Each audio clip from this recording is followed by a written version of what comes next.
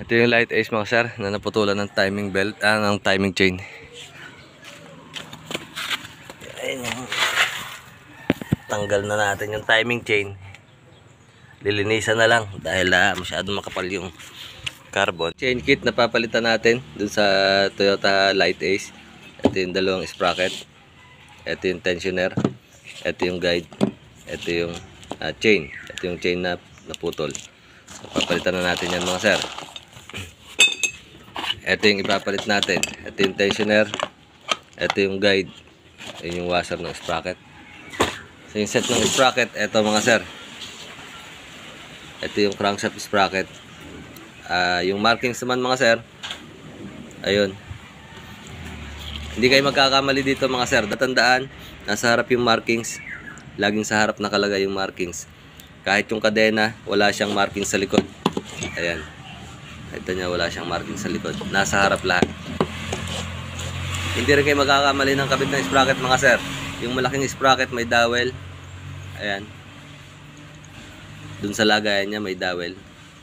Dito naman may kunya. So yun lang mga sir. Hindi kayo magkakamali. Kayang i-DIY.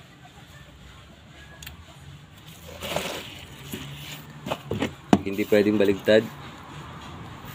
Ayan, wala kayong makikita markings. So laging nakaharap.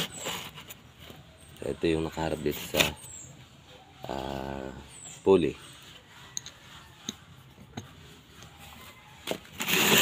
Ayun nga, katulad ng sa motor, kapag nagpalit tayo ng kadena, lagi tayo nagpapalit ng sprocket dahil nagkakaroon ng ingay kung hindi natin isasama yung mga sprocket. Ito yung tensioner, bago. Ito yung bagong chain guide. Ito yung kaibahan mga sir ng lumang sprocket dito sa bago. Ayan. Yung mga ngipin bilog, yung sa luma matulis na. So yung dahilan nito mga sir kaya nagkakaganito, yung kulang din sa change oil or madalang mag change oil.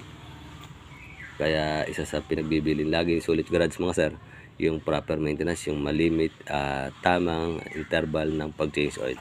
Huwag tayo magpa-overdue ng langis mga sir. Magkakaroon tayo ng makapal na oil sludge. At magiging dahilan ng madaling pagkasira ng ating makina.